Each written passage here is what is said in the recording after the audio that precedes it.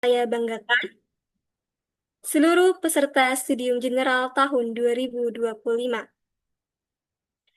Puji syukur kita panjatkan kehadirat Tuhan Yang Maha Esa, karena atas limpahan rahmat dan karunia-Nya, kita semua dapat berkumpul pada hari ini dalam keadaan sehat, meskipun masih secara virtual melalui Zoom meeting.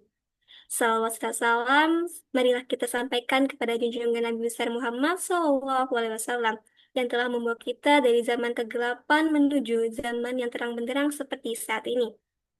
Senang sekali rasanya saya, Hanifah Aziza, diberi kesempatan untuk memandu jalannya acara Studium General Lembaga Kajian Mahasiswa tahun 2025 dengan judul Sastra Bersuara Kebebasan Berekspresi dalam Kata. Selanjutnya, izinkan saya untuk menyampaikan susunan acara pada hari ini. Yang pertama, pembukaan. Yang kedua, sambutan-sambutan. Yang ketiga, pengenalan pemateri oleh moderator. Yang keempat, penyampaian materi. Yang kelima, sesi tanya-jawab. Yang keenam, penyerahan sertifikat pemateri. Yang ketujuh, pengumuman Lomba Cerpen Nasional Lembaga Kajian Mahasiswa tahun 2025. Yang kedelapan, dokumentasi. Dan yang terakhir, penutup. Baik, untuk membuka acara pada hari ini, marilah kita mengucapkan basmalah bersama-sama. Bismillahirrahmanirrahim. Baik, agenda agenda selanjutnya yaitu sambutan-sambutan.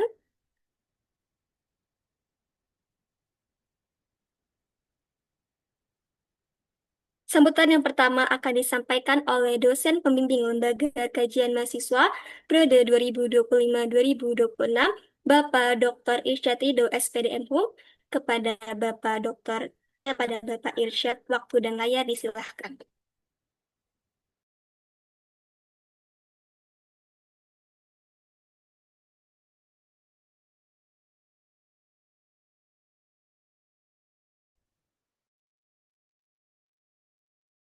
Baik, terima kasih. Selamat pagi, Assalamualaikum. Mudah-mudahan suara saya terdengar jelas ya. Em, baik, pertama-tama saya ingin mengucapkan selamat dulu kepada para panitia ya dari LKM yang sudah menyelenggarakan acara ini. Terima kasih semua kepada para apa panitia dan juga peserta pada hari ini. Yang berkenan untuk hadir dan nanti mendengarkan stadium general. Saya selaku pembina LKM ya, senang sekali kalian menyelenggarakan acara ini. Ini acara saya kira sudah menjadi tradisi ya di dalam eh, apa, LKM, di dalam organisasi LKM. Eh, kita bisa belajar banyak dari stadium general ini karena biasanya Stadium General mengangkat isu-isu atau persoalan-persoalan mutakhir yang relevan dengan apa namanya, keadaan kita gitu, atau yang menjadi perhatian kita bersama. Nah, hari ini saya kira topiknya juga sangat penting buat kita ya. Eh, Kebebasan berekspresi, terutama dalam sastra atau dalam Em, terima kasih juga saya ucapkan kepada pembicara ya, eh, Aldian Sazura, sedia untuk menemani kita nanti membicarakan persoalan ini. Em, Sedikit saya ingin mengomentari ya atau memberikan pandangan mengenai persoalan ini dan kaitan dengan LKN. Em, Saya kira kebebasan berekspresi adalah bagian yang sangat penting dalam kehidupan akademik ya, kehidupan kemahasiswaan, kehidupan kampus gitu. Tanpa kebebasan berekspresi sebenarnya kampus tidak ada, gitu. Meskipun pembelajaran berlangsung, kalian mengisi apa siakat tiap bulan, tiap semester gitu ya. Ada dosen, ada mahasiswa, kemudian ada yang dipelajari. Tapi kalau kebebasan berekspresi tidak ada, pada dasarnya bagi saya kampus itu tidak ada. Gitu ya. Jadi itu bagian yang sangat penting yang menjadi dasar kenapa universitas dibangun sejak berabad-abad yang lalu. Nah, karena itu teman-teman LKM dan juga para peserta, eh, kita harus memperjuangkan kebebasan berekspresi. Karena itu bagian dari roh universitas. Tentu perjuangannya bisa bermacam-macam. Eh, apa ya, bergantung pada kemampuan kita, bidang ilmu kita, dan macam-macam ya. Tapi apapun yang kita lakukan, kita sadar bahwa kita sedang mendorong kebebasan berekspresi. Nah, saya kira pembicara nanti akan apa memaparkan eh, apa apa ya hal yang relevan saat ini dalam kaitan dengan seni atau sastra gitu. Bagaimana kebebasan ekspresi bisa kita perjuangkan lewat itu. Em, itu yang pertama-tama. Yang kedua tentu eh, karena ini organisasi kajian mahasiswa ya, saya kira kebebasan berekspresi juga bisa kalian perjuangkan melalui kegiatan-kegiatan organisasi. Nah, saya berharap apa namanya kegiatan-kegiatan kemahasiswaan itu tidak semata-mata apa ya semata-mata bersifat konvensional gitu, apa yang sudah ada karena ada di proker dan sebagainya gitu ya. Tapi kalian harus melakukan kegiatan-kegiatan, program-program itu dengan sejauh mana kita bisa berkontribusi pada kebebasan berekspresi itu. Itu yang perlu dipikirkan ya, ketika kita membangun program, mengajak teman-teman yang lain. Nah, yang terakhir saya kira kebebasan berekspresi itu bukan pekerjaan satu orang. Ya. Dia bukan hak individual semata-mata. Kebebasan berekspresi itu hak kolektif, ya. Hak kelompok, hak banyak orang, hak publik. Jadi dia harus diperjuangkan bersama-sama. Tidak bisa sendiri. Kita nggak bisa seperti superhero gitu, berteriak-teriak apa, perjuangkan kebebasan berekspresi sendirian nggak bisa. Maka kebebasan berekspresi itu sangat tergantung pula pada apa ya kemampuan kita berkolektif, kemampuan kita bekerja sama, kemampuan kita berkolaborasi. Itu satu hal yang seiring sejalan, kira-kira begitu ya. Nggak bisa kita, artinya gini, kebebasan berekspresi itu bisa kita lihat sejauh mana sih kehidupan kolektif kita, kebersamaan kita juga tumbuh. Kalau tidak, kita hidup sendiri-sendiri, sangat individualistik gitu ya. Sebenarnya itu ancaman terhadap kebebasan berekspresi. Nah, kira-kira itu yang bisa saya sampaikan ya, saya komentari mengenai topik kita hari ini. Mudah-mudahan nanti Aldiansa bisa mengeksplorasinya lebih jauh dan kita bisa punya inspirasi untuk melaksanakan apa upaya mendorong kebebasan berekspresi selanjutnya. Sekali lagi terima kasih kepada teman-teman LKM yang sudah menyelenggarakan acara ini. Mudah-mudahan acara kita berjalan dengan lancar. Saya ucapkan selamat apa berdiskusi, mendengarkan paparan dari pembicara. Selamat pagi, Assalamualaikum warahmatullahi wabarakatuh. Waalaikumsalam warahmatullahi wabarakatuh. Terima kasih banyak kepada Bapak Irsyad atas sambutannya. Baik, sambutan selanjutnya akan disampaikan oleh Ketua Pelaksana Studium General tahun 2025, Saudara Muhammad Jais. Kepada Saudara Muhammad Jais, waktu dan layar disilahkan. Assalamualaikum warahmatullahi wabarakatuh. Selamat salam sejahtera bagi kita semua. Om Swastiastu, Namo Buddhaya, dan salam kebajikan.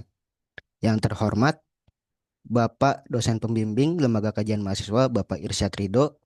Yang saya hormati, pemateri pada acara kali ini, Bang Aldiansyah Azura atau biasa dipanggil Bang Aldi.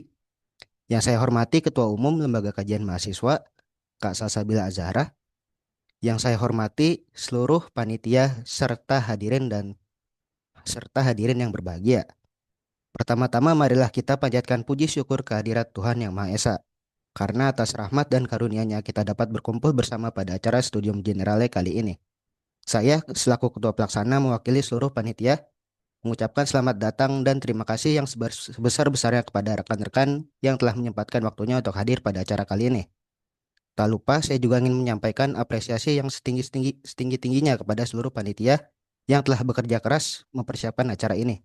Meskipun tentu akan banyak kekurangan di sana dan di sini. Untuk itu, kami mohon maaf sebesar-besarnya apabila terdapat hal-hal yang kurang berkenan selama pelaksanaan acara. Akhir kalam, semoga acara Studium Generale ini dapat bermanfaat bagi kita semua. Wassalamualaikum warahmatullahi wabarakatuh. Waalaikumsalam warahmatullahi wabarakatuh. Terima kasih atas sambutannya. Selanjutnya adalah sambutan dari Ketua Umum Lembaga Kajian Mahasiswa Prodi 2025-2026, Saudari Salsabila Azhara. Kepada Saudari Salsabila Azhara, waktu dan layar disilahkan. Terima kasih. Assalamualaikum warahmatullahi wabarakatuh. Salam sejahtera bagi kita semua. Om Swastiastu, Namo Buddhaya, dan salam kebajikan. Yang terhormat, Bapak Irsyad Ridho, selaku dosen pembimbing Lembaga Kajian Mahasiswa UNJ, yang saya sayangi, teman-teman peserta dan panitia Studium General LKM UNJ. Izinkan saya berbicara di ruangan ini sebagai Ketua Umum Lembaga Kajian Mahasiswa UNJ untuk menyampaikan satu dua patah kata sebelum memulai acara inti pada hari ini. Pagi ini merupakan kesempatan yang sangat saya nantikan karena dapat berkumpul di sini untuk bersama-sama mengikuti studium general atau kuliah umum dengan tema sastra bersuara, kebebasan berekspresi dalam kata. Sejak dulu, karya sastra dan kebebasan berekspresi ini seperti dua hal yang tidak bisa dipisahkan begitu jauh. Sastra menuntut kebebasan dari pengarang dan kebebasan merupakan nama lain dari sastra. Studium general atau kuliah umum kali ini kita akan membahas hubungan antara kedua hal tersebut dan dipantik oleh Aldiansyah Azura. Selain itu, di akhir acara nanti kita akan bersama-sama menyaksikan lahirnya calon-calon penulis hebat melalui pengumuman Lomba Cerpen Nasional tahun 2025. Semoga para hadirin dan teman-teman peserta mendapatkan manfaat yang cukup besar dari acara ini. Kurang lebihnya mohon maaf. Wassalamualaikum warahmatullahi wabarakatuh. Waalaikumsalam warahmatullahi wabarakatuh. Baik, terima kasih atas sambutannya. Beranjak ke agenda selanjutnya, yaitu penyampaian materi yang akan disampaikan oleh pemateri kita, Kak Aliansa Azura. Namun, sebelumnya izinkan saya untuk menyerahkan jalannya acara kepada moderator kita pada hari ini, yaitu Kak Deli. Kak Deli akan memandu sesi ini lebih lanjut. Kepada Kak Deli, waktu dan layar disilahkan. Terima kasih kepada MC yang telah memperkenalkan saya untuk memandu jalannya acara Studium General hari ini. Sebelumnya, Assalamualaikum warahmatullahi wabarakatuh. Selamat pagi semuanya. Semoga seluruh peserta yang hadir pada acara hari ini dalam keadaan baik dan sehat. Perkenalkan kembali, saya Anissa Deli selaku moderator pada acara Studium General hari ini dengan mengusung judul Sastra Bersuara, Kebebasan Berekspresi dalam Kata. Adapun pembicara pada acara kali ini yaitu Aldiansyah Azura atau yang akrab disapa Kak Aldi. Kak Aldi sendiri merupakan seorang penulis dan aktor seni peran. Dalam dunia seni peran sendiri, Kak Aldi telah meraih beberapa prestasi, seperti aktor terbaik pada Festival Teater Jakarta Timur tahun 2023 dan film-film yang diperankannya juga berhasil masuk beberapa nominasi, seperti Mini Kino Film Week Bali, Jogja Net PSC, ASEAN Film Festival, dan Festival Film Indonesia. Sebagai penulis, Kak Aldi memulai debutnya dengan karya berupa kumpulan puisi berjudul Aki Kaya Eke yang diterbitkan oleh penerbit Anagram pada tahun 2024. Saat ini, Kak Aldi tengah aktif sebagai kepala program di kolektif Atelier Cermai serta aktor dan sutradara pada grup teater Sun Community. Oke, itu dia profil dari pembicara Studium General kita hari ini sebagai sebuah pengenalan singkat. Tanpa berlama-lama, langsung saja kita sapa Kak Aldi. Halo untuk Kak Aldi, apakah sudah membersamai kami di ruangan Zoom ini? Oke, halo.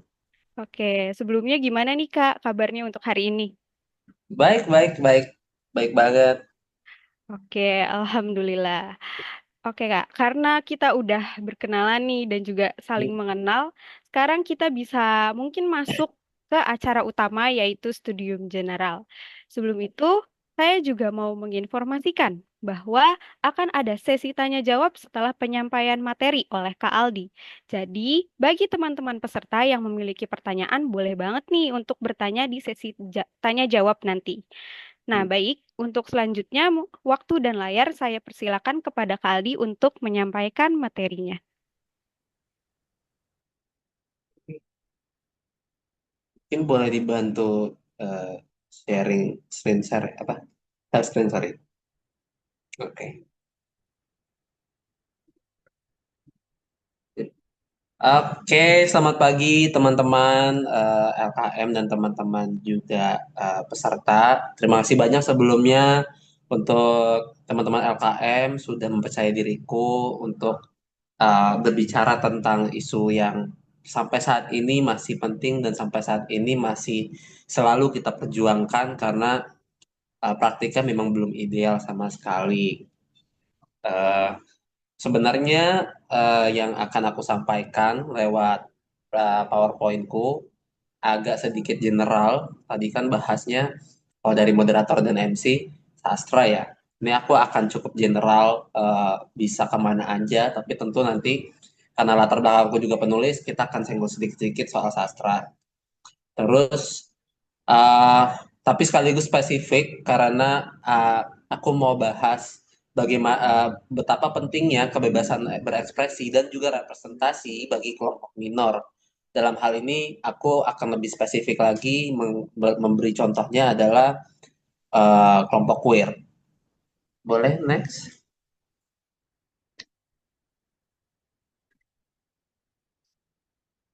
Langsung terakhir ini saya. Ini saya terakhir kayaknya. Sorry.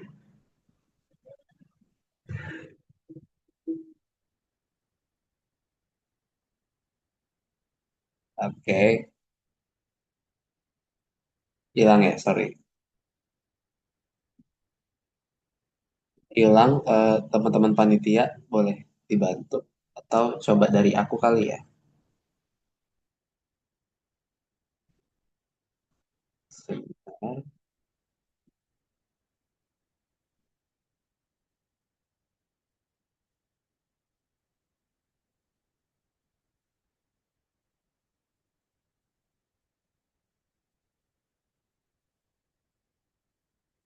Oke, apa sih sih Nek, kebebasan berekspresi?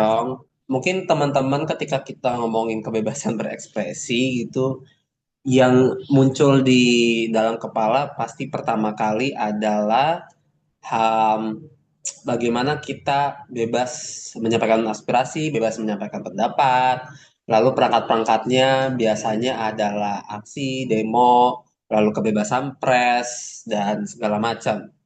Intinya yang berhubungan dengan penyampaian aspirasi. Tapi eh, apakah kita sempat berpikir bahwa bagi beberapa kelompok hal-hal seperti itu bahkan belum bisa dibayangkan.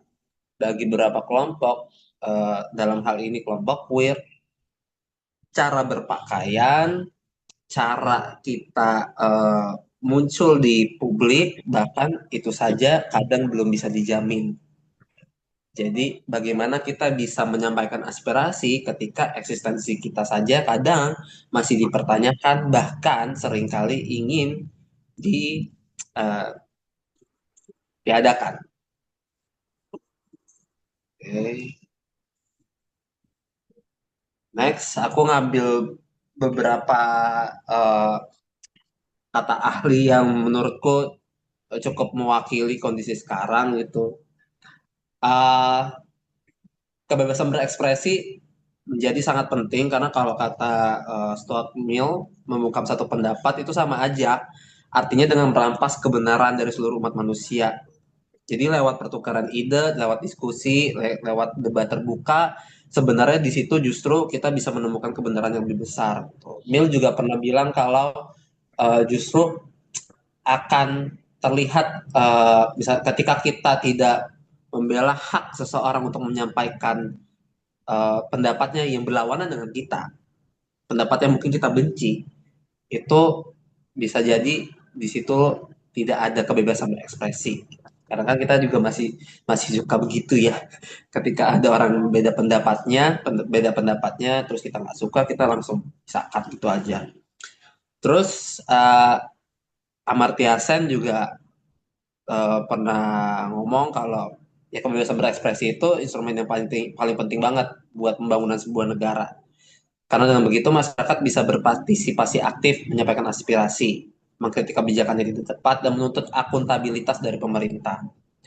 Dan hal ini nantinya bisa mendorong pemerintah menjadi lebih inklusif dan responsif terhadap kebutuhan masyarakat.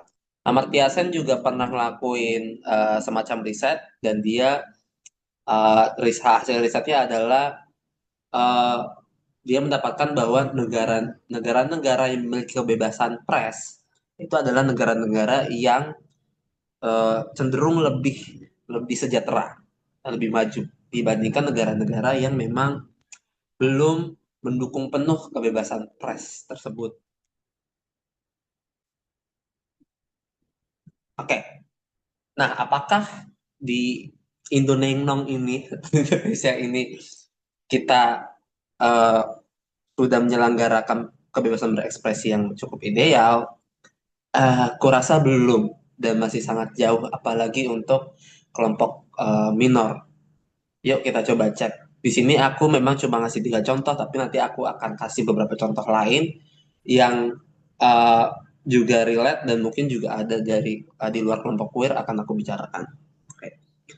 Tahun 2016 teman-teman, ini aku ingat banget ketika berita ini muncul di media dan itu tuh memang dampaknya sangat besar. Jadi tahun 2016 teman-teman, Komisi Penyiaran Indonesia (KPI) itu menerbitkan surat edaran yang berisi himbauan bagi stasiun televisi buat tidak menayangkan program-program yang dianggap mengandung unsur LGBT, termasuk menampilkan pria yang berpenampilan seperti perempuan. Alasannya tentu saja karena KPI dianggap memiliki tugas untuk menjaga moral dan menjaga iman lewat tayangan televisi, dan hal-hal yang baru saja aku sebutkan dianggap dapat mencederai kepercayaan itu. Tapi yang perlu kita ketahui teman-teman bahwa LGBTQ atau kelompok queer ataupun cara mereka misalnya berekspresi adalah ya salah satu cara berekspresi yang memang sebenarnya perlu didukung, karena tidak ada alasan untuk menjegal mereka, menjegal teman-teman queer, karena memang sampai saat ini pun di hukum kita belum ada hukum yang bisa menjegal menjegal teman-teman queer hanya karena menjadi queer atau berpenampilan sesuai dengan ekspresi gendernya masing-masing seperti itu. Nah, hal ini berdampak bagi beberapa beberapa artis, terutama di dunia entertainment, seperti ada Dorce dan Tessy yang seperti job pasca surat itu beredar. Tessy juga di salah satu wawancara bahkan ngomong kalau setelah itu tidak ada stasiun televisi yang mau memakai jasanya lagi karena Tessy atau yang biasa Om Kabul atau yang biasa kita sebut kayak kenal Tessy itu ya tampil selalu dengan dandanan perempuan karena memang begitu identitasnya sebagai komedian. Dan sayangnya karena surat ini terpaksa beberapa jobnya di hentikan, bahkan ya tidak ada lagi yang mau menawari Tesi untuk tampil di televisi.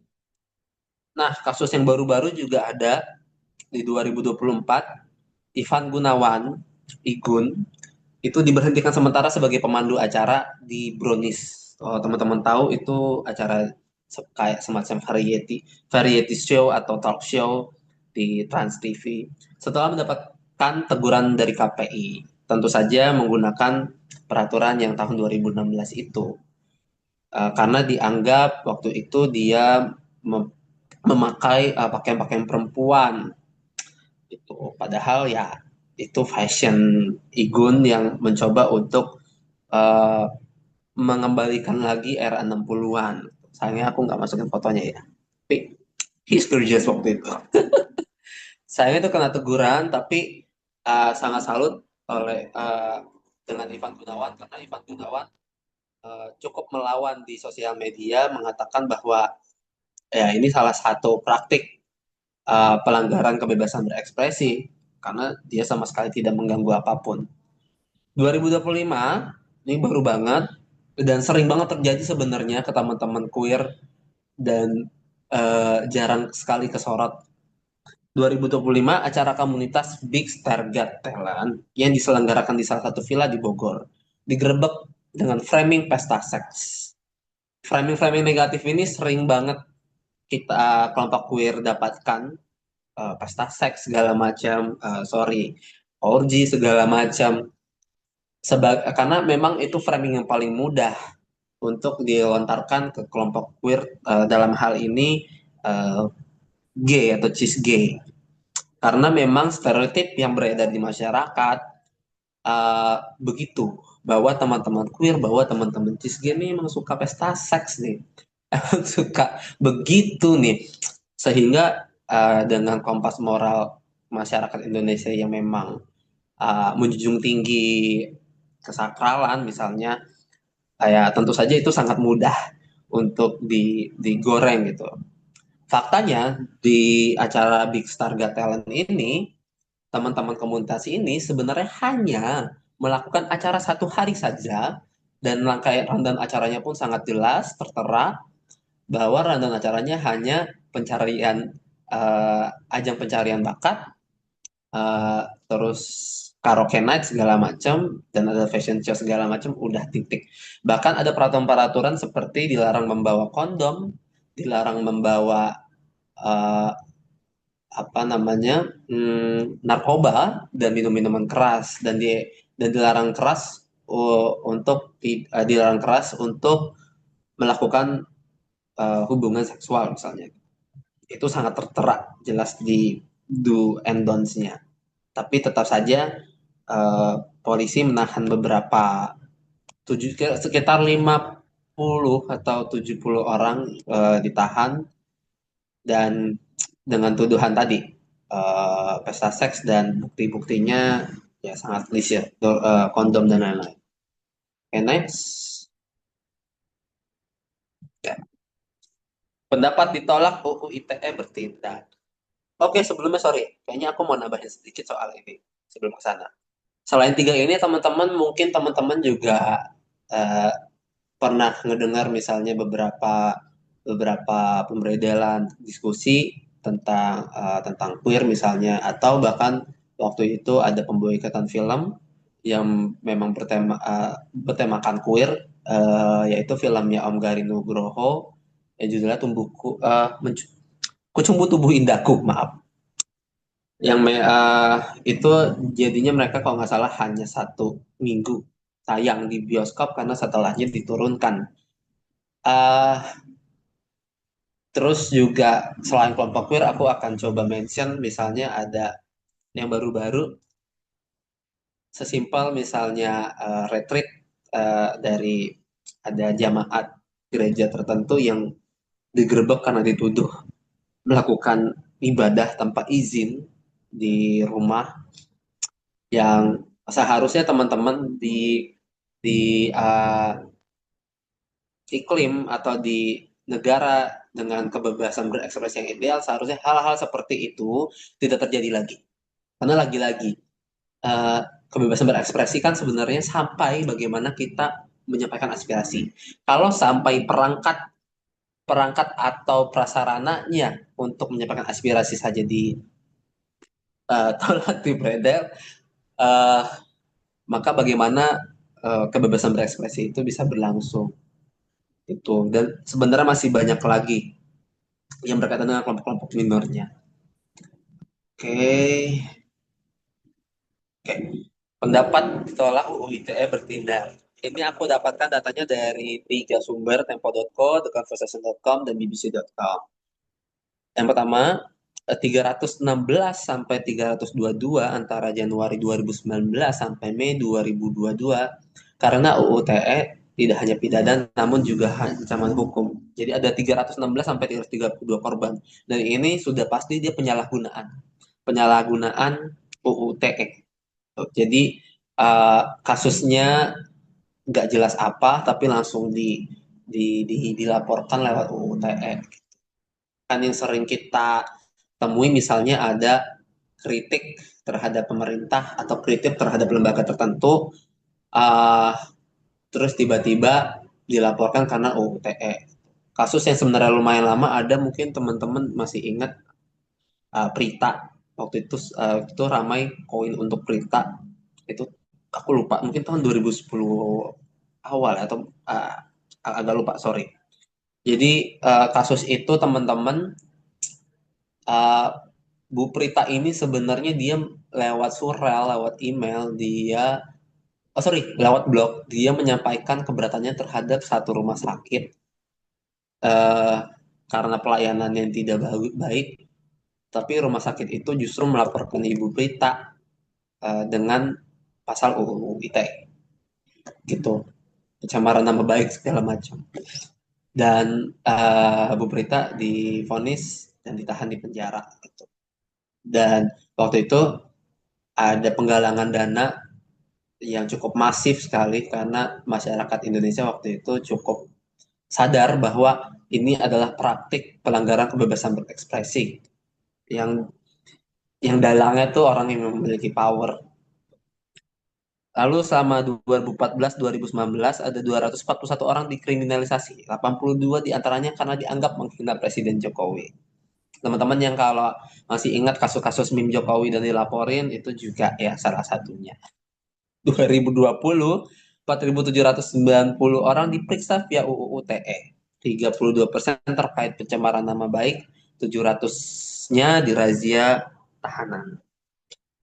Ini bukan angka yang kecil, teman-teman, karena dari tiap tahunnya meningkat juga. Dan barang 300, 200 itu juga sangat besar. Satu aja udah banyak ya, apalagi segitu. Jadi ini bukti paling konkret bahwa di negara kita kebebasan berekspresi belum dijamin. Kalau kebebasan berekspresi aja nggak bisa dijamin, apakah berepresentasi? Bentar, apalagi direpresentasi? Oke, bisa dibilang representasi itu gambaran realitas yang ditampilkan oleh media atau di masyarakat umum. Mungkin ada yang masih ingat Bunda Dorce dengan acaranya yang cukup fenomenal waktu itu, Dorce Show. Aku masih ingat, bahkan di otakku aku masih merekam satu episode yang nggak tahu kenapa linger di kepala aku. Jadi Bunda Dorce waktu itu ditemani oleh Tata Dado. Tata Dado, teman-teman yang nggak tahu mungkin nanti aku ada fotonya juga sih, tapi bisa cari juga. Tata Dado juga uh, dia salah satu ikon komunitas queer juga, walaupun waktu itu belum ada istilah queer ya, tapi menurut kami dia ikon juga. Dia ada grup namanya Silver Boy, sebenarnya grup kabaret, jadi grup kayak seni pertunjukan yang memang uh, teman-teman di sana tuh berpakaian seperti perempuan, atau kalau di luar kita nyebutnya maybe drag queen itu. Nah, kalau Bunda Dorce mungkin teman-teman udah tahu ya siapa ya almarhumah ini. Ya, Bunda Dorce dia artis model talenta, aktor juga, penyanyi juga, penulis lagu juga, dan MC juga. Bayangkan eh, di tahun 2006 sampai 2016, kalau nggak salah, kita punya tayangan talk show. Bayangkan Oprah Winfrey talk show, tapi yang eh, memandu adalah seorang transpuan. Ini menurutku waktu itu sangat amat penting era itu karena representasi teman-teman queer tuh banyak banget. Nah, selain Dorce tuh teman-teman bisa lihat di sini ada yang mungkin dikenal nih, ada Tata Dado, ada Olga Saputra, ada Aming, ada siapa nih, Afi Naif, ada juga Adi Juwita. Mereka semua teman-teman tampil, beberapanya bukan hanya sekedar memakai atribut perempuan, tapi juga eh, bangga menyatakan dirinya sebagai perempuan atau transpuan. Seperti Ade Juwita, Afi Naif, dan tentunya Bunda Dorce. Mereka sedari awal karirnya sudah menunjukkan diri sebagai seorang transpuan, sebagai seorang perempuan. Dan teman-teman, eh, hebatnya waktu itu diterima oleh masyarakat luas. Bahkan teman-teman mungkin di sini ada dosen ya, ada Pak Irsyad mungkin masih ada, mungkin masih ingat uh, Vivian, itu transpuan pertama di Indonesia yang melakukan operasi kelamin dan diakui secara sah oleh hukum negara Indonesia sebagai perempuan. Itu waktu itu cukup gempar juga sih karena eh ya banyak backlash juga, tapi yang menarik adalah pada akhirnya itu diterima dan salah satu saksinya, saksi pendukungnya adalah, penguatnya adalah Buya Hamka. Jadi Buya Hamka di pengadilan itu dia berbicara bahwa apa yang dilakukan oleh Vivian itu tidak salah karena sesungguhnya eh, kalau menurut Buya Hamka diambil dari tafsirnya, ini kata Buya Hamka bukan kata saya, eh, Allah Subhanahu wa taala memberikan akal untuk manusia untuk menyelesaikan masalahnya masing-masing. Dan menurutnya apa yang dilakukan oleh Vivian itu adalah salah satu caranya untuk menyelesaikan solusinya perihal gender. Itu kebingungan gendernya. Oke, kita ke representasi lagi. Tadi aku ngasih contoh representasi-representasi yang ada. Oke. Nah, kata Cedric Clark, ada 4 tahap representasi. Ada non-representation, ridicule, regulation, lalu respect. Non-representation adalah tahap di mana representasi tidak ada sama sekali. Tidak diakui sama sekali. Kehadirannya tidak tampak, tidak berwujud, dan hanya obrolan-obrolan belaka. Tidak ada. Jadi, tidak bisa dinilai juga apakah misalnya ya queer, misalnya gay itu gimana sih, itu juga jadi nggak tahu karena representasinya tidak muncul di media, tidak ada. Kedua, ridicule, ketika representasinya ada tapi sayangnya masih menjadi olok-olokan atau bercandaan atau badut. Nah, ini yang sebenarnya kita sudah sampai di sini, kita sudah sampai di ridicule dan sepertinya masih sampai di ridicule. Uh, karena stereotip yang berkembang sampai sekarang terhadap teman-teman queer, spesifik lagi misalnya teman-teman gay dan teman-teman transpuan, stereotip yang melekat ke kami adalah bahwa kami humoris, bahwa kami lucu, bahwa kami suka menghibur, bahwa kami tidak pernah sedih, bahwa kami ya lucu aja gitu dengan gerak-gerik kami, dengan ekspresi kami segala macam. Dan itu yang hadir juga di media. Karena juga misalnya kita kasih contoh tadi Tesi atau Om Kabul, beliau bukan transpuan dan beliau tidak pernah mengakui dirinya sebagai transpuan. Beliau juga mengakui dirinya sebagai cis man hetero, laki-laki dari lahir yang menyukai lawan jenisnya, terus juga sudah punya anak dan istri. Nah, itu masih representasi yang sampainya di tahap ridicule. Karena belum memberikan representasi yang baik eh, bagi kelompoknya atau kelompok yang direpresentasikan. Oke, ketiga regulasi. Nah, regulasi ketika mulai mulai ada eh, apa nih representasi-representasi yang muncul tepat, tapi masih diregulasi. Penerimaannya masih dikompromi. Penerimaannya masih dikompromi. Jadi penerimaannya misalnya masih ada batasan kayak eh iya aku nggak apa-apa sih sama gay asal dia tidak berpenampilan seperti perempuan. Misalnya gitu. Ya aku nggak apa-apa sih sama mereka asal dia tidak keluar-keluar kalau dia transpuan. Misalnya gitu. Jadi ada regulasinya. Diterima tapi masih ada kompromi-kompromi seperti itu. Tapi dalam tahap ini sebenarnya sudah menunjukkan perkembangan yang baik. Karena setidaknya ada penerimaan tanpa stereotip-stereotip yang tadi diridikul gitu. Queer mulai dipandang sebagai human, sebagai manusia, walaupun dengan kompromi-kompromi yang ada. Dan respect. Yang terakhir ada respect. Tahap terakhir ada respect. Respect adalah ketika representasinya sudah sangat tepat dan sudah dihormati, dihargai sebagai human being. Gitu. Jadi ini menurut saya dari Clark tentang teorinya yang representation for minor group, kelompok minoritas. Gitu. Dan ini bukan hanya berlaku di kelompok queer aja, tapi di kelompok-kelompok tertentu seperti agama, ras, suku itu juga gitu. Misalnya ya kayak ras Tionghoa gitu.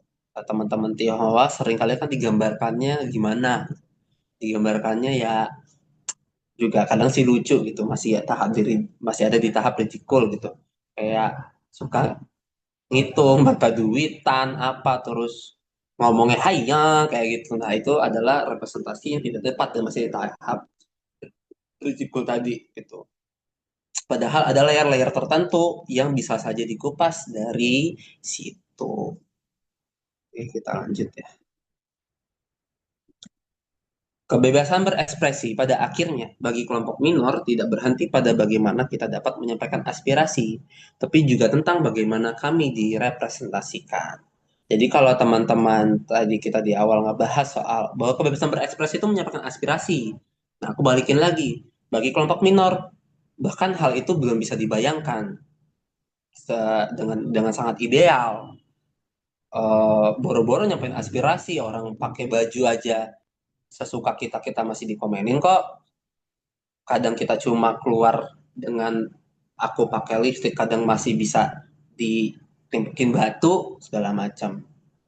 Hanya menjadi manusia, hanya menjadi eksis saja, kadang udah langsung ada backlash dan konfrontasi dari kelompok-kelompok tertentu, apalagi sampai menyampaikan aspirasi. Ruang amannya belum tercipta. Terus eh, kita bahas soal misalnya bagaimana sastra pada akhirnya bisa menjadi salah satu media lain untuk menyampaikan itu. Teman-teman, maaf sebelumnya aku belum masukin ini ke presentasi, tapi mungkin nanti aku akan masukin ke esai yang nanti akan disebar ke teman-teman. Esai atau buklet ya, e-buklet yang akan disebar ke teman-teman peserta. Nah, di sastra sendiri kita punya jalan yang panjang. Nah, di awal di sastra representasi pentulis atau gay dalam tulisan itu bukan pertama kali, mungkin populernya gitu ya. Aku juga takut ini nih. Tapi tahun 70 itu ada namanya majalah teman-teman namanya Jajaka. Nah, Jajaka ini adalah majalah yang memang dia memuat berita, bukan berita-berita, tapi update live, ya berita-berita juga sih, berita-berita atau hal-hal tren yang berkaitan dengan dunia uh, atau komunitas queer atau gay, specifically gay. Di situ bahkan ada titip-titip salam, bahkan di situ ada kolom cari jodoh segala macam. Dan tentunya para penulisnya dituliskan secara anonim. Ya, tulis-menulisnya anonim gitu.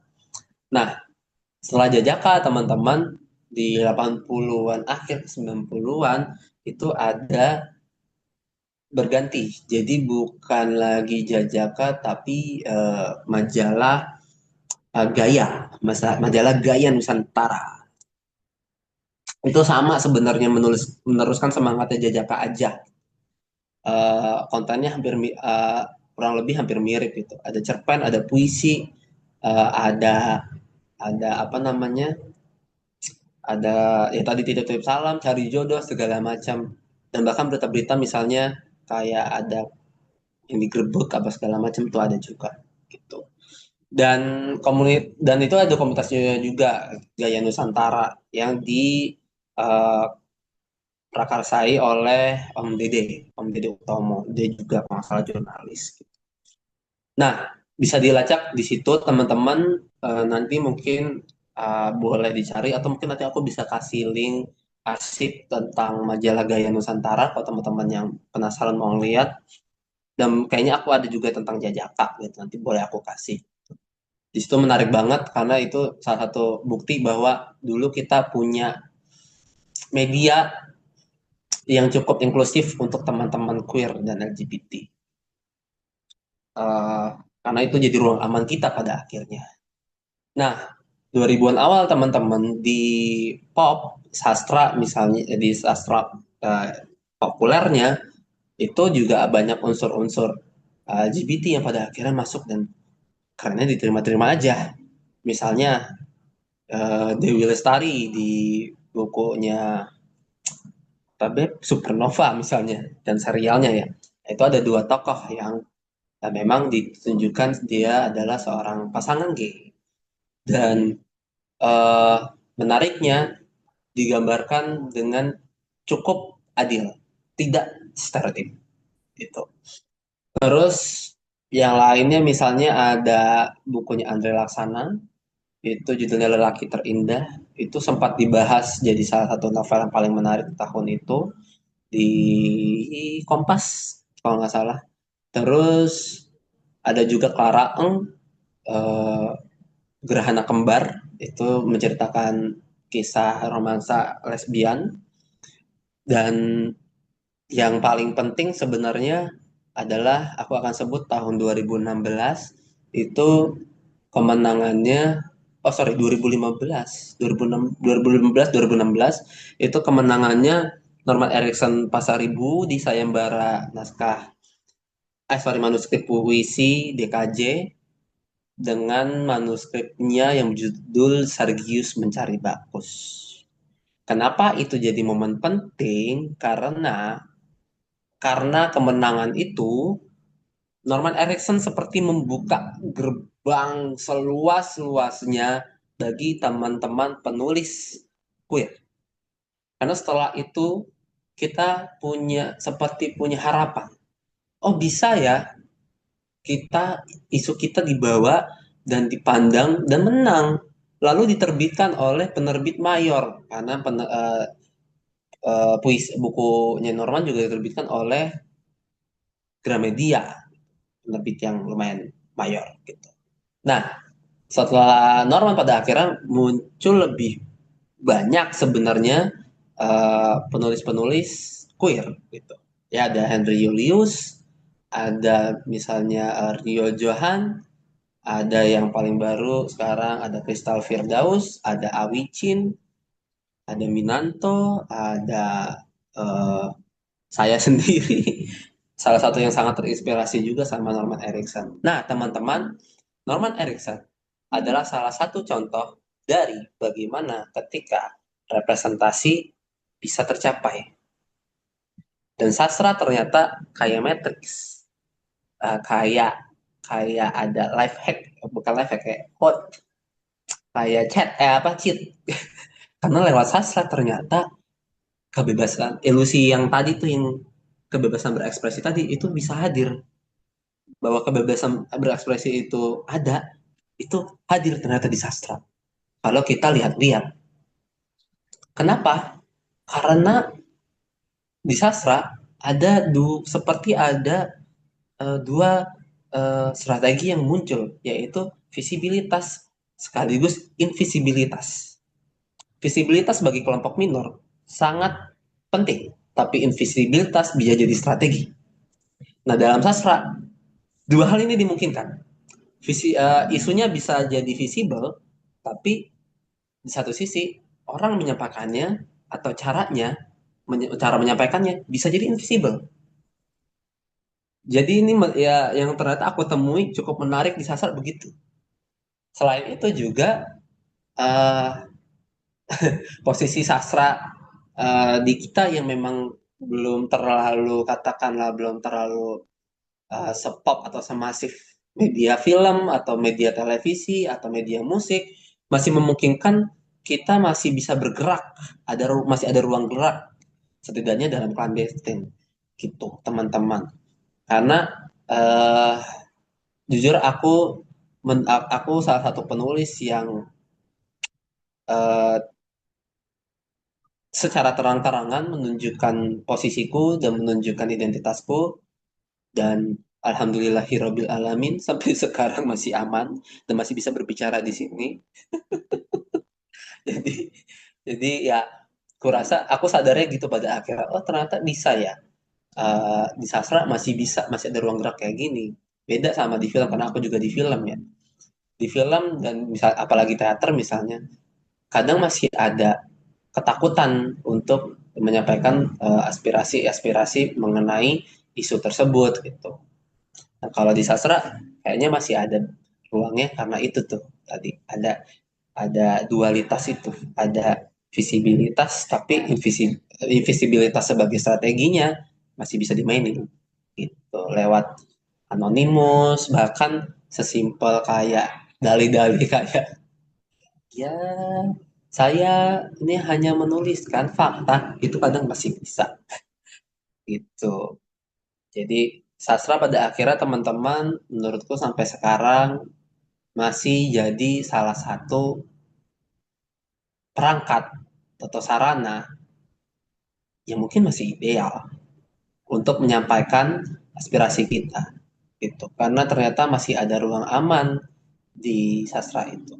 Dan beberapa buktinya pun udah ada gitu. Tadi udah aku sebutin Norman Erickson yang pada akhirnya dia membuka kemungkinan.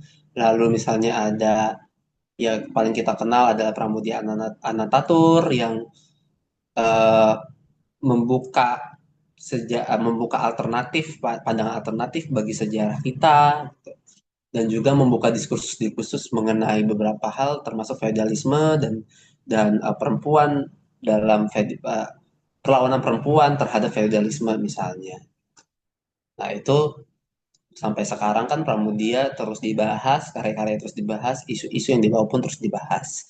Itu bukti bagaimana misalnya sastra sampai sekarang kekal, walaupun sempat dicekal, walaupun sempat apa, dia akan terus lahir terus menerus berkali-kali kali-kali lipat. Oke, kayaknya udah capek ngarepin pemerintah mah nggak kelar-kelar ya. Oke, Trimses, ini ada Our Mother Ivan Gunawan, ya memang ngarepin pemerintah mah nggak kelar-kelar. Begitu teman-teman, terima kasih banyak. Silakan aku kembalikan lagi ke moderator. Terima kasih. Terima kasih banyak kepada Kak Aldi atas materinya hari ini yang keren dan hebat banget. Nah, mungkin sebelum membuka sesi tanya jawab dari aku dulu kali ya Kak, yang mungkin masih berkaitan sama materi yang udah Kakak sampaikan gitu. Ya. Aku mau izin gitu ya bertanya dari Kakak gitu sebagai memang yang berprofesi sebagai penulis juga gitu. Menurut Kak Aldi, sampai kapan sih sastra ini bisa tetap menjadi wadah perjuangan untuk kaum-kaum tertindas gitu, terutama bagi kaum-kaum yang etnis tertentu gitu, Kak? Apakah akan abadi dan kekal selamanya atau memang ada usianya tertentu? Selama masih ada aksara, selama masih ada kertas, selama masih ada media yang bisa ditulis, kurasa akan kapanpun sih. Karena kita sudah di Indonesia sendiri kita juga udah pernah ngalamin masa gelap di mana beberapa karya sastra nggak bisa beredar gitu. Tapi kan gaungnya tetap kena kok, gaungnya tetap jalan, diskusinya tetap jalan bahkan walaupun ya ngorbanin nyawa gitu. Siasat-siasat menyebarkan teks-teks itu pun banyak gitu waktu itu. Ini kalau mau ngobrol sama Pak Irsyad lebih lebih punya pengalaman itu, misalnya dia eh, ngantongin fotokopian bukunya Pram di kantong kresek misalnya, diam-diam gitu. Ya pengalaman-pengalaman itu real gitu. Dan sampai sekarang kita masih bisa ngebaca bukunya Pram, bahkan buku Pram sekarang dirayakan gitu. Bahkan kemarin harganya harganya mahal aja kita ngomel-ngomel kan gitu. Dulu di Orba habis, nggak ada. Sekarang kita berbondong-bondong untuk membacanya kembali gitu. eh dan banyak juga misalnya ya kayak sejarahnya Zin, misalnya sejarahnya Zin kan juga muncul dari perlawanan ketika ketika eh, pemerintah atau yang punya otoritas itu membatasi ilmu pengetahuan atau membatasi bacaan. Maka waktu itu eh, kelompok anarko menjadikan ZIN misalnya menjadi salah satu perangkat, karena ZIN kan tidak terdaftar, karena ZIN di sifatnya bisa sangat sporadis, karena ZIN juga bisa jadi anonim juga di situ. Jadi anonim sangat mungkin dengan pakai ZIN gitu. Nah, cara-cara kayak gitu, siasat-siasat kayak gitu, itu ternyata sangat ampuh dan tadi gue bilang masih kekal, masih sangat kekal. Masih kekal, ya masih kayaknya akan kekal gitu, akan bisa dipakai kapanpun gitu. Sebagai siasat kalau ini makin ngepres gitu. Menjadi anonim, menjadi invisible, itu bisa jadi salah satu strategi gitu. Tapi tapi di satu sisi juga menjadi visible secara isunya gitu. Nah, itu kan sangat bisa sebenarnya diakomodir sama eh, media-media kesenian itu. Dalam hal ini juga terutama sastra. Karena yang kurasa sampai saat ini sastra masih sangat efektif. Karena dia bisa sangat sporadis gitu loh. Bisa bisa diem-diem, bisa gerilya. Tapi impactnya sangat kencang, efektif banget. Menurutku gitu, Baik, berarti Nisa. selama masih ada aksara, bahasa, dan semacamnya, berarti karya sastra tuh masih bisa gitu ya, Kak. Hmm. Untuk menyuarakan suara-suara kita yang mungkin terpendam gitu. Iya, Oke, betul. makasih untuk Kak Aldi atas jawabannya. Nah, Sama-sama. Nah, untuk membangun pemahaman yang lebih jauh lagi nih, tentu aja para peserta dipersilahkan untuk bertanya kepada Kak Aldi seputar materi ataupun ada pertanyaan yang mungkin tersimpan gitu, yang menyangkut di kepala teman-teman. Nah, sesi tanya jawab akan dibatasi untuk 3 penanya. Pertama, peserta yang ingin bertanya bisa menggunakan fitur raise hand dan open mic. Yuk, bagi teman-teman mungkin bisa langsung untuk raise hand.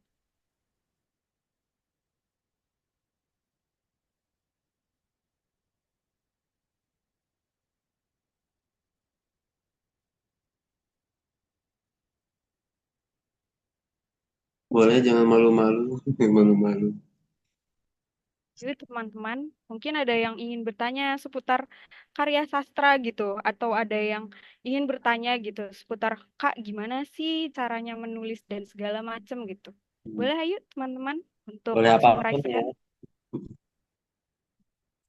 Yuk, yuk. Yuk. Kalau yang mau nanya tentang kelompok minor atau queer atau apa, Untuk boleh juga. peserta pertama dari Nasrul Muminin, boleh? Oke. Baik, Kak. Terima kasih atas penyampaiannya. Saya izin bertanya. Mohon maaf tidak bisa on cam soalnya lagi disambi kerjaan juga. Aman, aman. Pertanyaan saya kan apalagi sekarang lagi viral ya di pasal 28 UUD 1945 ya Kak ya. Nah, pertanyaan saya, bagaimana posisi sastra dalam memperjuangkan hak-hak konstitusional warga Indonesia, seperti kebebasan berekspresi yang dijamin pada pasal tersebut, apalagi di tengah-tengah pembatasan media yang narasi tunggal, Kak. Difokuskan ke narasi tunggal itu bagaimana, Kak? Sekian, terima kasih. Dari Oke. Kak Aldi, mungkin bisa langsung jawab, Kak. Oke, terima kasih Mas Nasrul, menarik banget. Eh, Lewat sastra sebenarnya kan kita dimungkinkan untuk membangun wacana. Nah, membangun wacana itu sangat penting untuk misalnya tadi tujuan-tujuan tertentu, itu untuk ya menyuarakan kebebasan berekspresi, kebebasan kita buat berkesenian segala macam gitu. Apa yang udah dijamin juga tadi di pasal 28 itu. Nggak tahu sih jamin nggak ya. Tapi ya lewat lewat wacana-wacana itu itu sangat dimungkinkan oleh sastra. Nah, jadi menggunakan sastra untuk membangun wacana, membangun kesadaran sebenarnya. Nah, tidak perlu sebenarnya menyasar, menurutku ya, tidak perlu dulu untuk menyasar satu circle atau lingkaran yang besar dulu. Dari lingkaran yang kecil dulu dimulai, itu nggak jadi masalah. Disolidin dulu aja lingkaran kecilnya, dibangun wacananya. Misalnya Masnya punya komunitas. Nah, lewat komunitas ini juga sangat memungkinkan sebenarnya untuk ada begitunya. Jadi dibangun wacananya lewat tulisan. Misalnya baru-baru ini gitu, kayak hmm, kami atau kami atelier gitu sama teman-teman dari Bengkel Sastra UNJ berapa kali adain diskusi misalnya. Yang tulisannya itu tulisan dari entah Pak Irsyad, entar dari anak-anak Bengsasnya, dan itu didiskusikan dan diwacanakan. Nah, lewat wacana itu, kurasa tadi kesadaran-kesadaran tersebut bisa dibangun.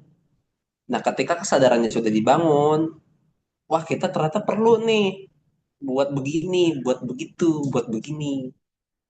Ya, itu pada akhirnya bisa saja nanti lebih mudah untuk dikoordinir pergerakannya atau mungkin juga pergerakannya juga bisa jadi secara individu. Menurutku gitu sih. Kira-kira Mas Nasrul terjawab gak ya? Udah benar tuh. Baik, terima kasih, Mas. Mm-mm. Kejawab, Alhamdulillah. Ya, sih. Sebenarnya gitu sih. Mulai dari kecil aja saranku. Karena kadang yang jadi susah ketika kita membayangkannya terlalu besar, terlalu grande. Itu susah. Itu jadi utopis yang muncul. Tapi utopis bisa dicapai kalau yang perintil-perintilannya bisa dibayangin dulu. Iya, Oke, Kak, siap. thank you. Baik, terima kasih Jadi, kepada Kak Nasrul atas pertanyaannya dan juga Kak Aldi. Mungkin ada penanya kedua dari Niputu Nuari, boleh untuk mengeluarkan Hmm, pertanyaannya? Baik, terima kasih atas waktu yang telah diberikan. Terima kasih Kakak udah menyampaikan materi dengan sangat jelas.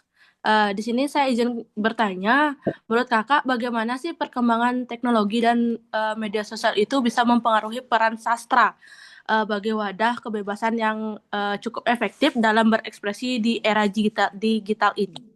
Demikian dari saya, terima kasih Kak. oke, thank you. Aku manggil apa? Putu. Ini Putu ya. Thank you. Kalau ngomongin eksplorasi, sosial media sangat sangat berpengaruh besar. Aku ngomongin positifnya dulu ya. Eksplorasi sastra gitu atau penulisan di sosial media itu sangat-sangat impactful. Kenapa? Karena gini, kita jadi punya space sendiri yang tanpa harus ada kurator atau redaksi, kita udah bisa nyebarin ini ke orang dan orang bisa baca. Orang banyak bisa baca. 20 orang, 30 orang, bahkan syukur-syukur lebih dari itu gitu. Nah, kalau dulu kan sebelum ada sosial media, kita mau nunjukin puisi kita atau cerpen atau esai itu harus melewati meja redaksi. Koran, majalah, tabloid. Nah, itu harus harus harus melewati itu. Memang ketika begitu ada rasa ada prestis yang lebih gitu, ada bangga yang lebih. Tapi tanpa disadari kan eh, seperti jadi ada gatekeeper, ada gatekeeping. Padahal sebenarnya tiap orang menurutku berhak untuk menunjukkan karyanya dan karyanya juga berhak untuk dibaca gitu ya. Nah, sosial media memungkinkan itu sebenarnya. Memungkinkan untuk kita menemukan pembaca sendiri dan mungkin untuk kita mengeksplorasinya sendiri. Nah, itu yang menarik. Tapi untuk beberapa hal termasuk isu pergerakan misalnya eh, isu pergerakan yang dibawa lewat sastra misalnya. Lagi-lagi tadi kayak bisa dua kemungkinannya gitu, bisa kayak pisau bermata dua juga ya.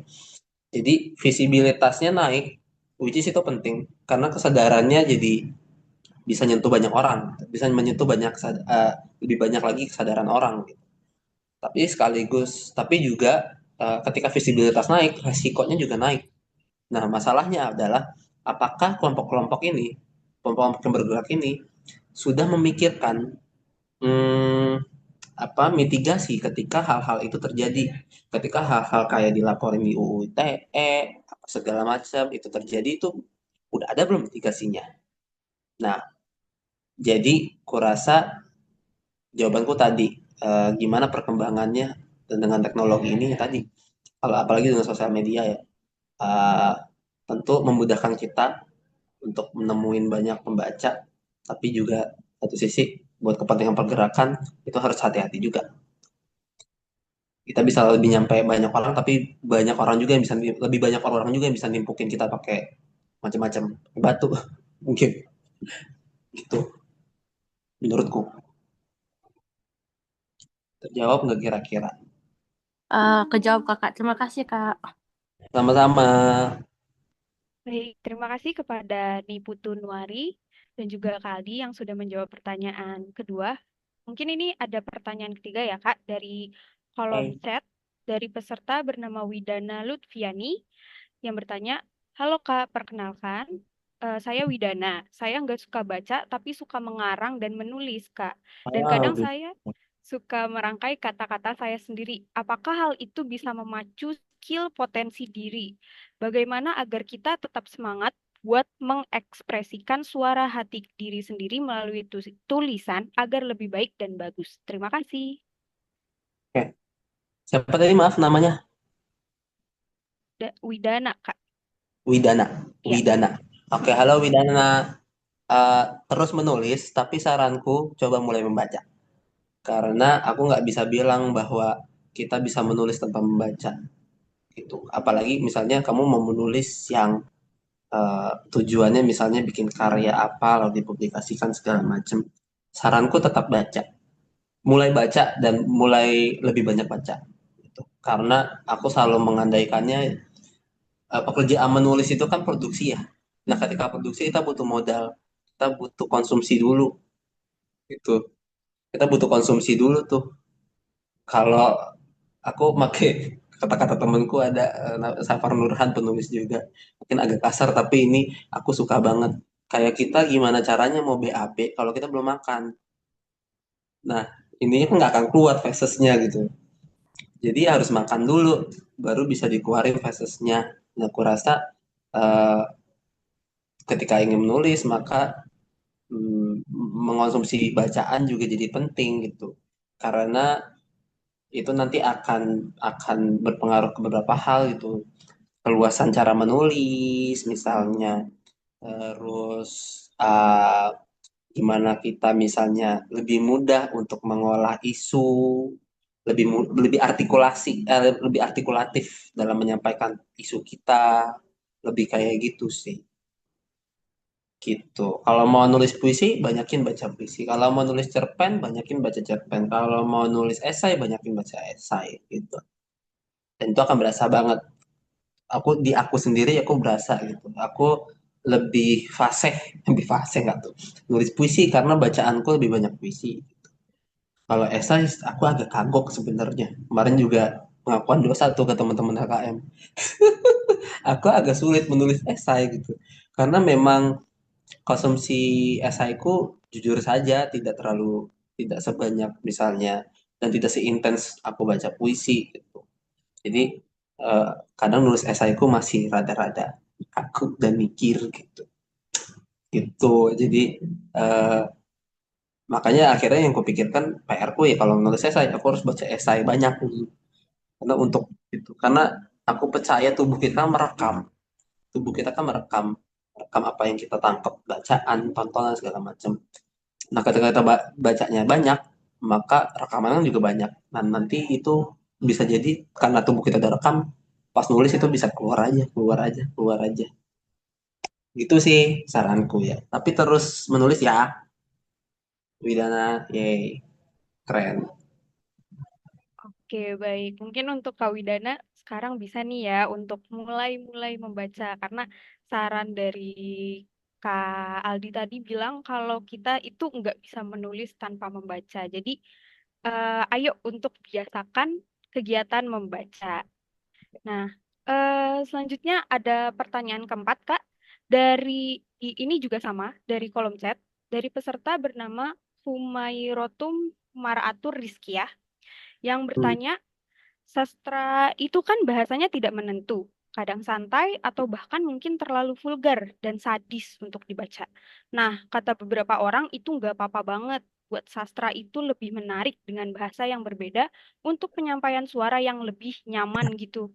Menurut kakak sendiri bagaimana, Kak? Umairah ya. Halo Umairah. Ya, aku juga kurang lebih sama sih. Eh, Lagi-lagi menurutku cara bertutur pun perlu dibebaskan juga sih gitu. Karena hmm, dengan begitu aku rasa akan lebih dekat sama sama pembaca, sama isu yang dibawa gitu. Kalau misalnya kita nulis apa yang kadang kita nggak tahu atau kadang kita masih ada pikiran misalnya menulis puisi atau menulis cerpen atau apapun yang konotasinya sastra itu tuh kita pasti seringkali mikir kayak ini kurang puitis gak ya ini rimanya masuk gak ini majasnya bener nggak ya enak gak yang seringkali gitu sehingga terlalu banyak akrobatik tapi kosong nggak ada soulnya gitu.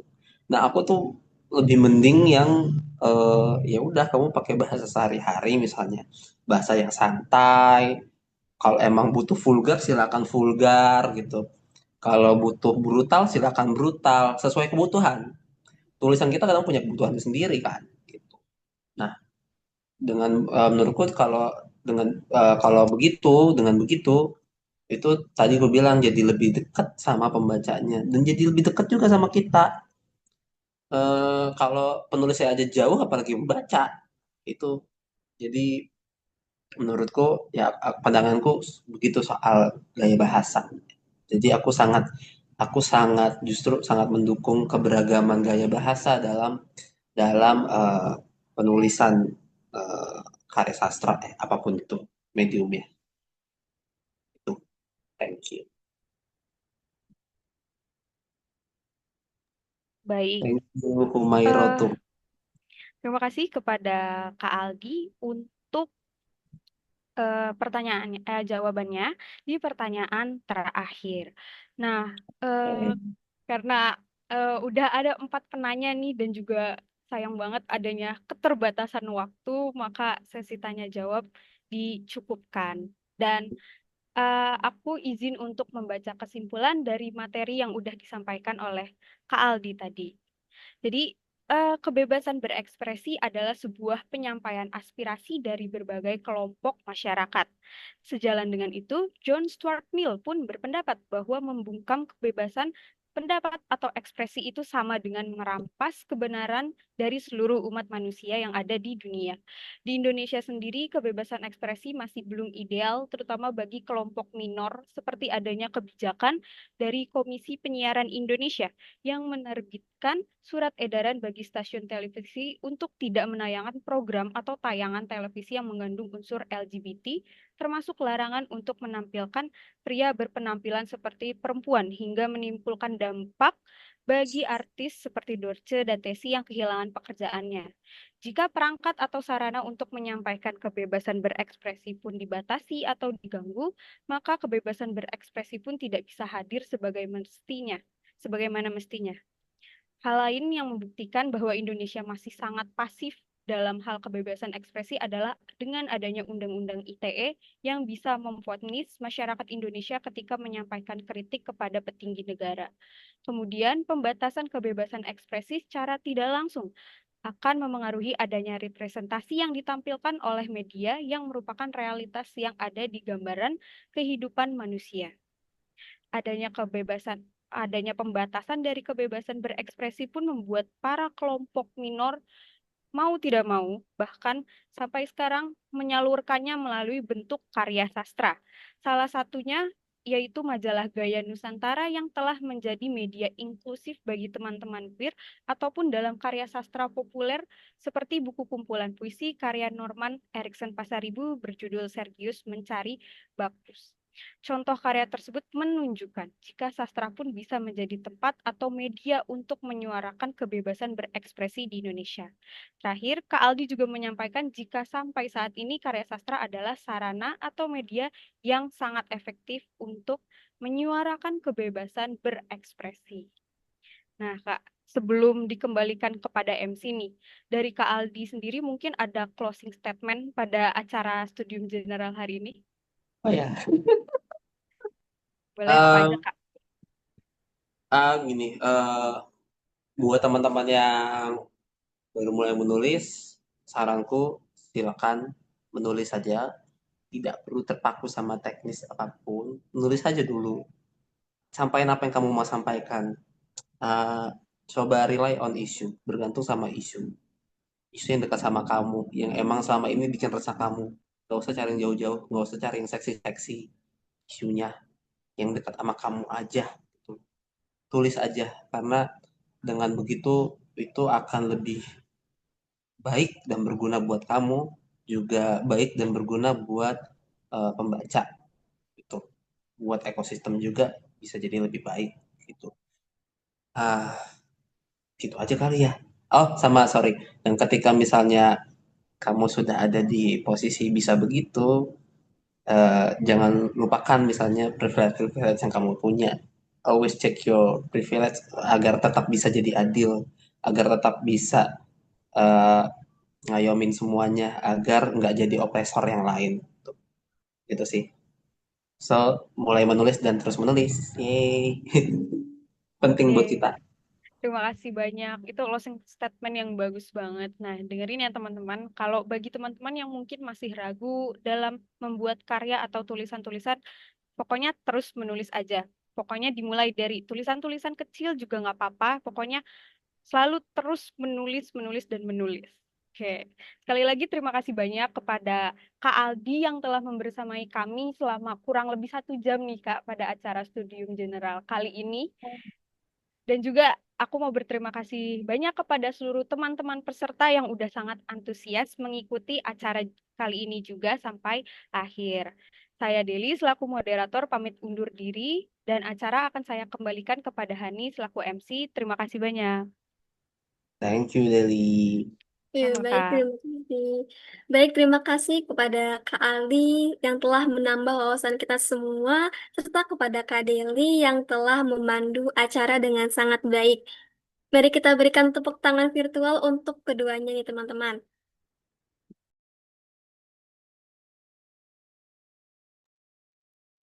Baik, kita akan memasuki agenda berikutnya, yaitu penyerahan sertifikat dari Ketua Pelaksana Studium General kepada pemateri kita, yaitu Kak Aldi, kepada Ketua Pelaksana, dan Kak Aldi, waktu dan layar kami silakan.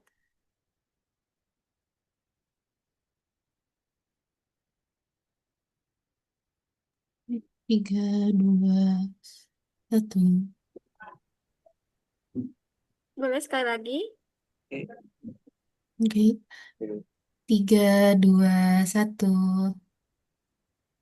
Ya, baik, terima kasih kepada Divisi HPD.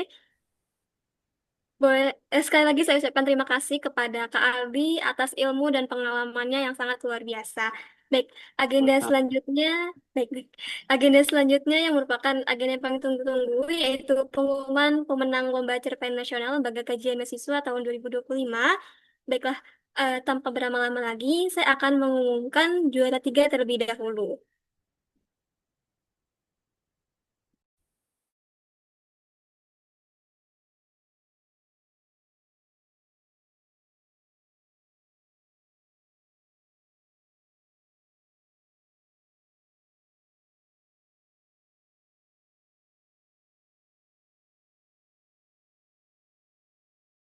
Baik, juara tiga Lomba Cerpen Nasional Lembaga Kajian Mahasiswa tahun 2025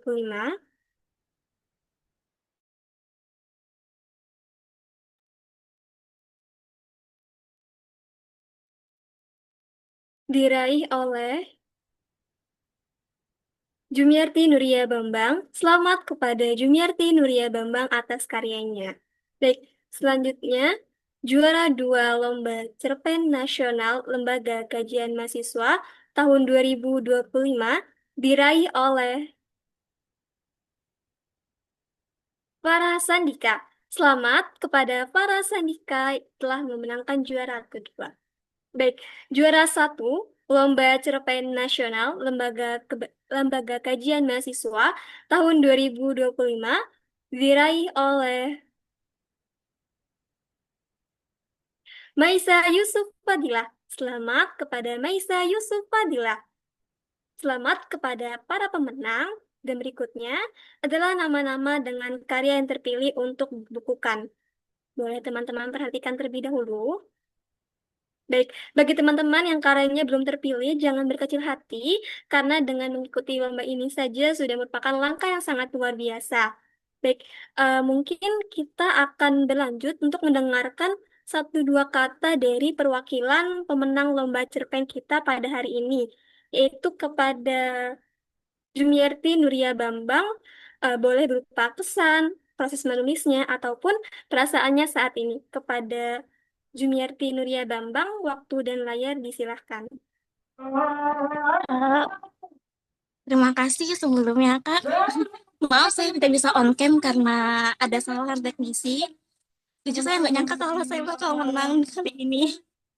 Eh, dan terima kasih juga buat semua eh, kakak-kakak yang udah membuat acara ini dan perlombaan ini yang sangat sangat sangat menarik dan juga sangat berkesan sekali buat saya sih, Kak.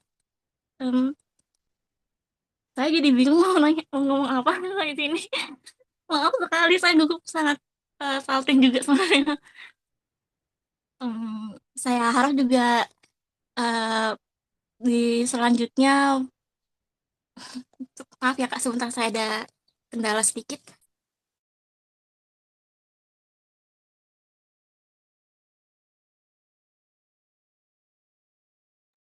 Hmm, Maaf, selanjutnya semoga LKM ini makin makin meriah lagi dan semakin lancar acaranya semuanya. Dan terima kasih atas penghargaannya Kak.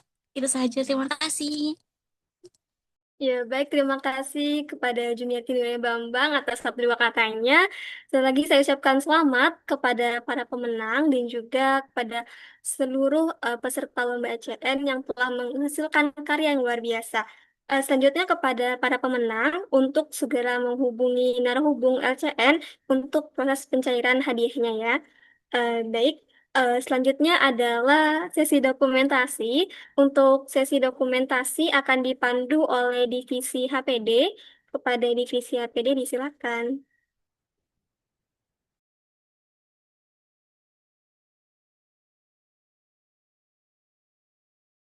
Baik, aku mulai ya. Untuk layar untuk yang belum on cam silakan on cam. Untuk layar pertama 3 2 1.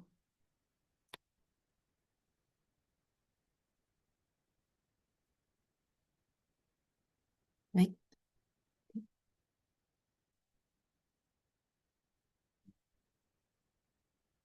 untuk layar kedua 3 2 1.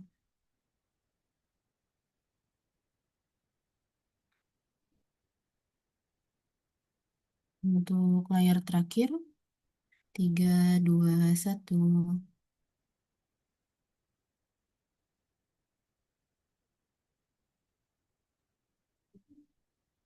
Oke, udah ya. Sudah, Kakak MC. Baik, terima kasih kepada Divisi HPD. Untuk teman-teman, eh, jangan lupa untuk mengisi link presensi yang ada di kolom chat untuk keperluan sertifikatnya teman-teman. Dan izin menjawab juga untuk nama-nama terpilih akan karyanya akan diberikan. Itu saja. Baik, tidak terasa kita sudah berada di penghujung acara. Untuk itu saya mengingatkan kembali terkait link presensinya. Jangan lupa diisi ya teman-teman. Baik, boleh diisi terlebih dahulu bagi teman-teman yang belum mengisinya.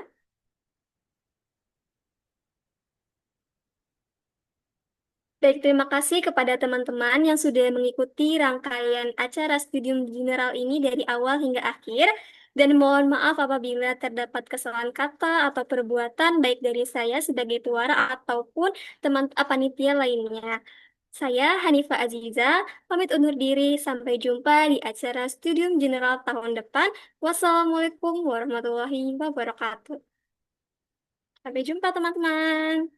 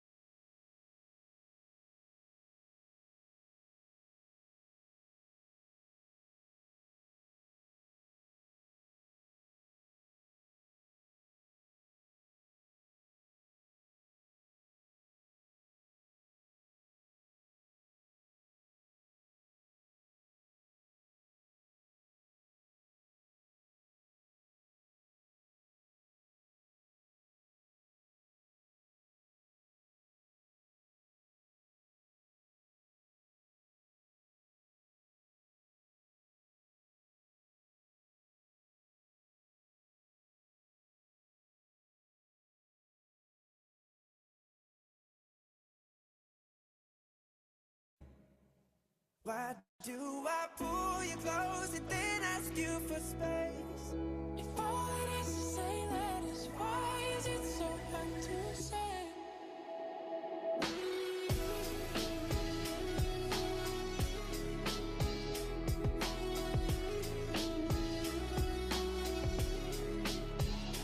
Isn't it amazing how almost every line on our hands align? When your hands are mine, it's like I'm whole again. Isn't that a sign? I should speak my mind. I've said those words before, but it was a lie.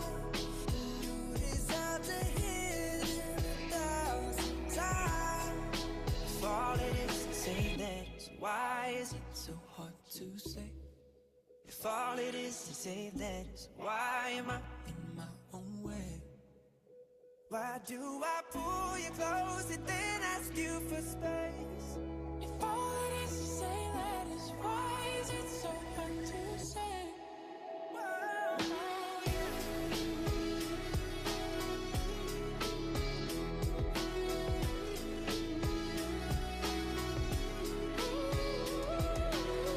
When I close my eyes, it's you there in my mind. When I close my eyes, if all it is eight letters, why is it so hard to say? If all it is eight letters, why am I in my own way? Why do I pull you close and then ask you for space? If all it is eight letters, why is it so hard to say? If all it is eight letters, when I close my eyes, it's you there, it's only you. When I close my eyes, if all it is eight letters, when I close my eyes, it's you there, my mind. When I close my eyes, if all it is eight letters.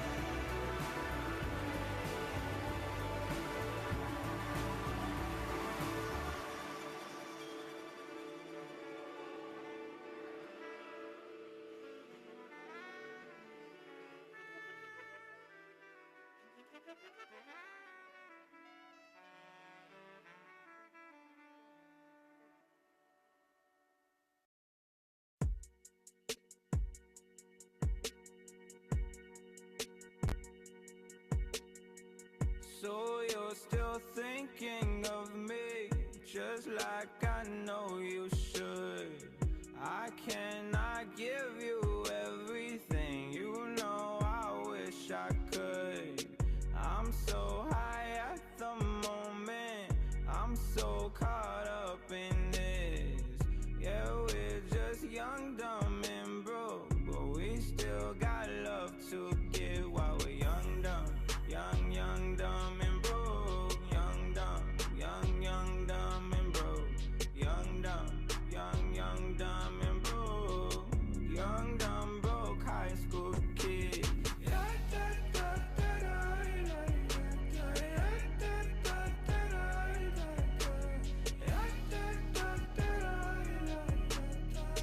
Young, dumb, broke high school kid.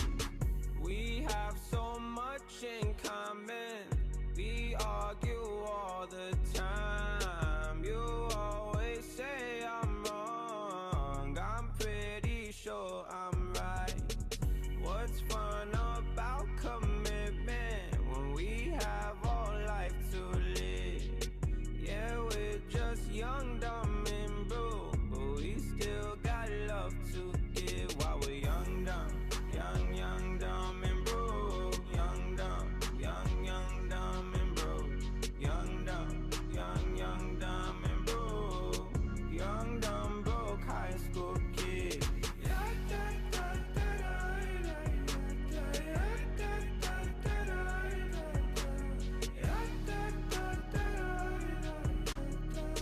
Young, dumb, broke high school kid. Show everything, leave it all in the game of love. Run into sin, do it all in the name of fun. Whoa. I'm so high at the moment, I'm so caught up in this. Yeah, we're just young, dumb, and broke, but we still got love to give while we're young, dumb. Young, dumb, and broke.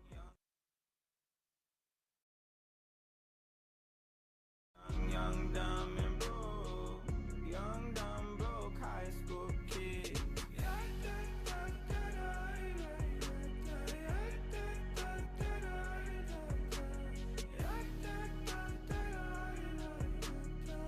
Young, dumb, broke high school kid.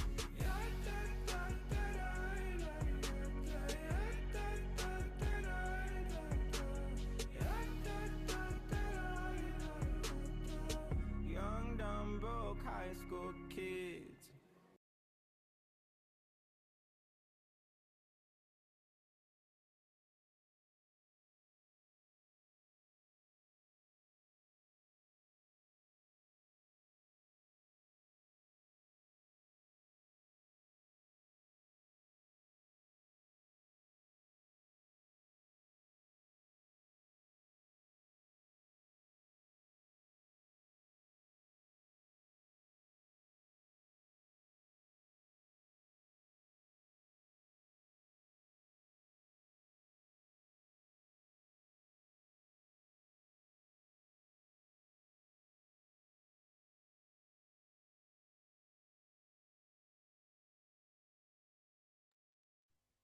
Halo, halo, terdengar suara aku.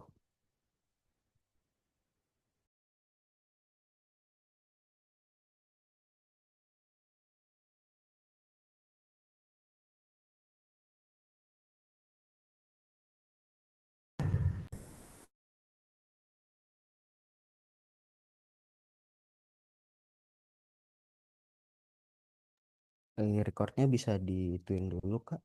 Dimatiin dulu.